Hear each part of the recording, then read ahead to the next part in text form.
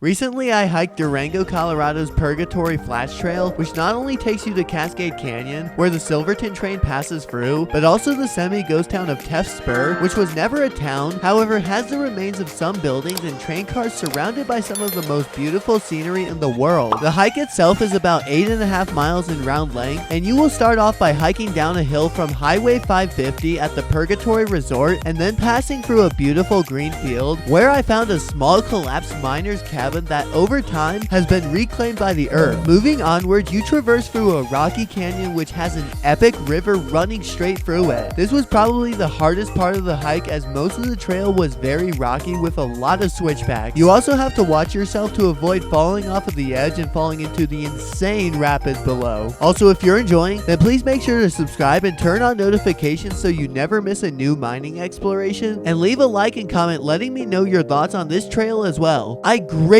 appreciate you all. Once you finally enter out of the switchbacks, you will get a great overlook of the valley and train tracks in the distance, albeit this isn't a great rail fanning spot in my opinion due to the trees blocking large portions of the track's visibility. Keep hiking down the mountainside and you will reach the bridge, which is the only way across this section of the Animus River, and you can get some beautiful rapid shots along it. On the other side of the structure is the Silverton train's Cascade Canyon Y, where it can turn around. While there's 2 trains that go from Durango to Silverton every day of the summer, you can also ride a third one that goes from Durango to Cascade Canyon, which is significantly shorter and a better fit for families with little kids or folks with little time. If you come here to railfan, you'll find no limits on great spots to photograph the Iron Beast, especially with a beautiful train bridge crossing the Animus River, which you can film from below and above the water banks. I personally really enjoyed filming from a spot in the Meadows where I got the train with the jagged San Juan Mountains and Valley in the background. Now, while rail fanning might be fun, the real reason I came here was to find the abandoned Tefft Spur, which was a railroad spur along the Silverton when it was a part of the Denver and Rio Grande Western Railroad. I'd known about this place since I was a little kid thanks to the 1984 documentary by C.W. McCall. However, up until a week ago, I had never been able to pinpoint its location or much less how to hike there. Unfortunately, the spur is located on the other side of the river and the confluence of Cascade Creek, with the only way over there being the railroad bridge. It's not too hard to cross the bridge, and from my experience, the railroad employees don't care as long as there aren't any trains in the nearby vicinity. Once you cross, you will find a cabin which I suspect was built in the late 1800s or early 1900s and is probably used by backpackers and other hikers who are dropped off by the train. Now, the main draw of this place for me is the abandoned Sawmills boiler, which was actually the boiler for Silverton, Gladstone, and Northerly Railroad locomotive number 32, and I believe this is the only remaining piece of one of that railroad's locomotives still in existence. The boiler is relatively intact and has a pump wheel sitting next to it which would have powered the now non-existent sawmill. Next to it, for some reason, I found the remains of the Silverton Railroad's coach Red Mountain. All that remains of this car is the flatbed, which has partially disintegrated, although it still has a singular coupler attached. There aren't any remains of the tracks that this coach would have been put here on, so frankly,